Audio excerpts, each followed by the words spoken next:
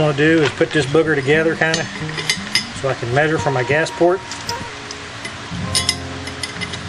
Put all this in here.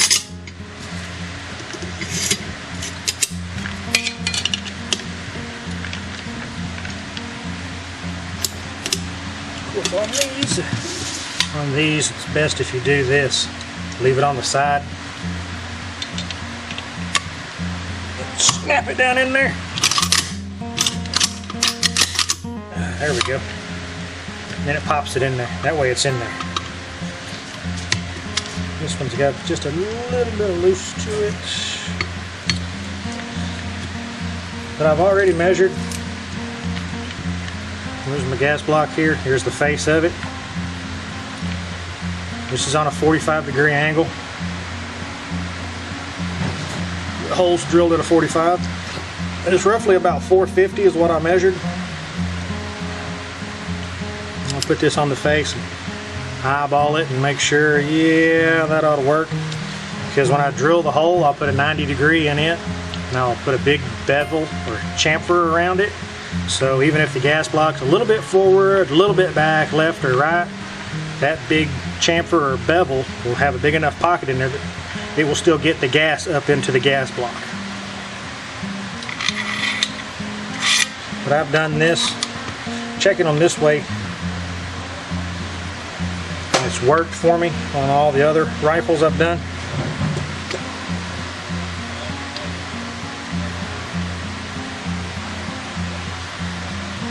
So I got an 8-inch set of calipers here. Now I've got to measure from here to here, and then I'll have to add the 450 from the face to the hole. And I've got 6 inches 35 thousandths. Now you could be up, down a little bit, and that could throw the measurement off about 10 thousandths or so.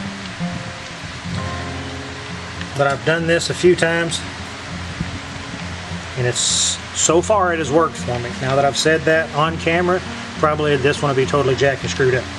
But anyway, check it again.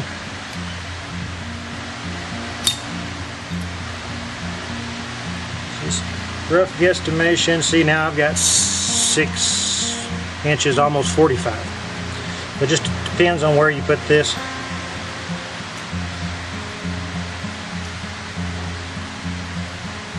See, I got 6 inches 35 thousandths again. So that's what I'm going to write down in my little book here. 6 inches and 35.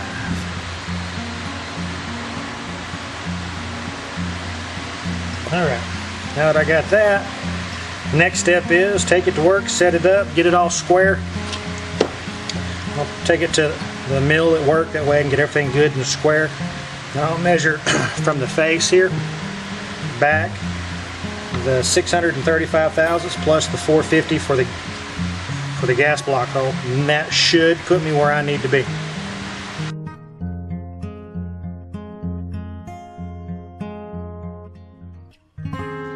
That's on, drilled, pinned. Muzzles is on there, device, brake. It's got an AR-15 crush washer on this one. I didn't put it on the other one, but I put it on this one. I had to hand file the rat tail file to get that to fit. And if I can find it here, what I do with it. Well, here's the back part. This is the back part, which I don't think it's original to the kit, because all of this stuff here is original. That's original. All of this is original. This is original. Look at the wear finish. It's pretty same. There's no finish on it really whatsoever. It's just bare metal for the most part. Trigger guards, original.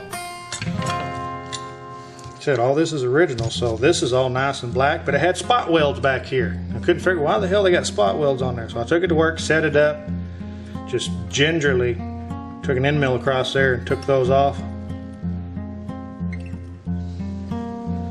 But it originally came with wood handguard, lower handguard. You can see the little pieces here have popped out. All these are is rivets. But the other side was split, and this was just loose. You put it on there and it was just back and forth, up and down, all over. It was loose as all get out. But like I said, the other side was cracked. You'll notice it's not on there. Well, here it is, 2 pieces. As the rivets were loose, I was like, well, I'll just pop these off here and I'll just put new rivets on there. Well, when I did that, it just come completely apart. So I was like, heck with it. So I went on a line, went to Apex. Got not a new one, obviously, it's used. And it fits a lot better. This actually it actually stays on here, where on the other one it just flopped all around. But this one works better, even though it looks ugly, but oh well. It'll match the grip, because the grip is all chewed up. But if you'll notice, like I said, I had these 2 parts here, and this one's new. The stock, I can't find it. I don't know what the heck I did with it. This is not the original stock that came in the kit. This is another one from Apex.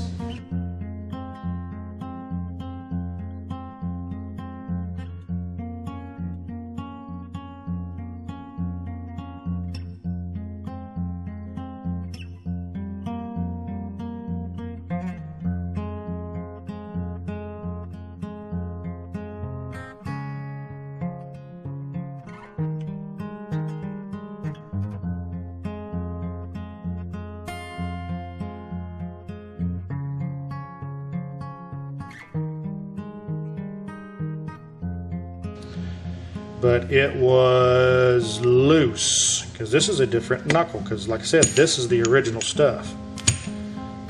This knuckle and this locking piece here came with the kit also. So I don't know why, but they had an extra one in there. Shoot, I'll take them.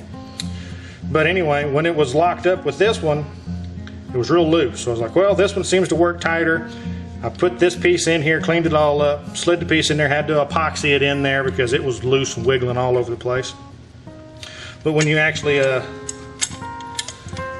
closed it, as you can see, it stays pretty decent.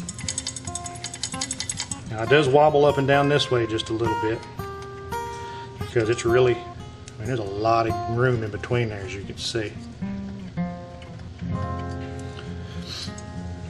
But I had to put new spot welds on there, because when it was in the locked position open, it would wiggle.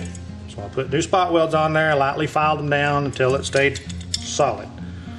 But like I said, when it was folded, it would flop. It'd go up and down, it'd flop. I mean, that thing would stick way out here. It'd just flop all over the place. So I put more welds here. I might clean them up, I might not, I don't know. Just enough to get it to where everything works. You'll notice it's shiny here where I've machined it. Well, that is because this piece actually flopped all around in there, and the dust cover was loose. You'd lock it all down and it would wiggle. I thought, well, it needs more. Maybe they just milled that slot just a little too deep. So I thought I'd be smart. Had this in here, and I used a punch and a hammer to lightly knock them over, just a hair. That was not a good idea, because it actually cracked. Well, I had to go in to work, machine me a piece of brass that would slide in here just like this. Took all the measurements where it would slide in there, and then run a bead of weld, or spot weld actually, just a couple of spot welds, till I had a solid line on both parts, then grind it down and then machine it. So that's why it looks like that. Plus there's a hump back here that was making the locking piece actually kick up. So I was like, well, there's not enough downward force on that dust cover. That's why well, I learned the hard way on that one. Nope, that wasn't a good idea. So don't go hammering on these. I didn't hit them real hard, but they did just bend over a little bit, but you can see a crack. So now that's fixed.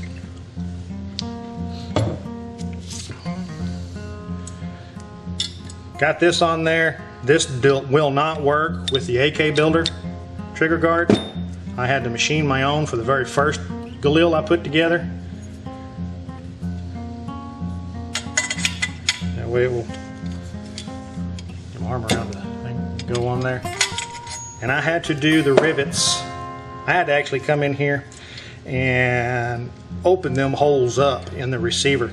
They did not match this piece here. You can tell it's loose because it's two pieces. This thing's really flimsy. But I had to go in, make sure all of them would go and seat, but when I tried to press all of them, some of them would want to roll out and they didn't want to do correctly, so I had to actually do like this one and this one together, and then put these in here and then smash them and re-smash until I got all four of them seated in there the way I want to. And then for the back one, you can use the AK builder just reversed like this instead of all in there, because none of this will fit. So this is where it is now. The pin they had in there was really long. I had to cut it, get it in there, grind it down to where it's flush. So now everything's fairly solid. So now we'll just put in the, we've got a Tapco double hook. Since this one is slotted, double slot, so that's where you know it's a double hook. A lot of AKMs will have just one. So that's your difference between a single and a double. We also have a hammer here, Tapco. So, in this one you have to use a wire because it has the large hole on the side here for the left side selector. And these things are a pain in the butt to put in there.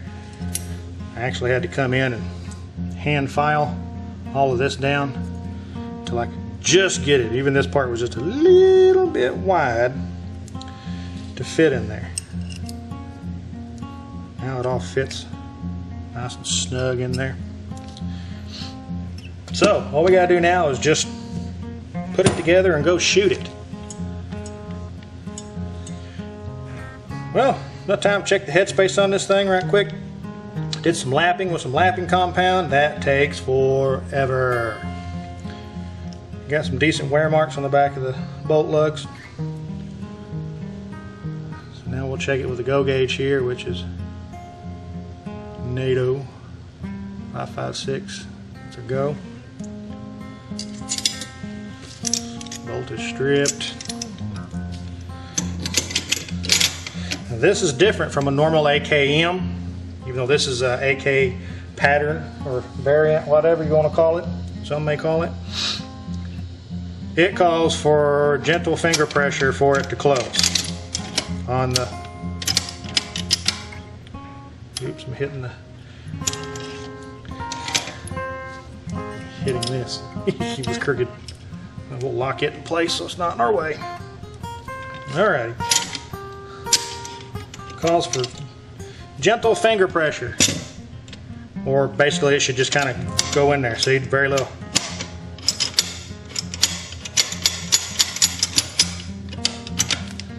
Keep the piston in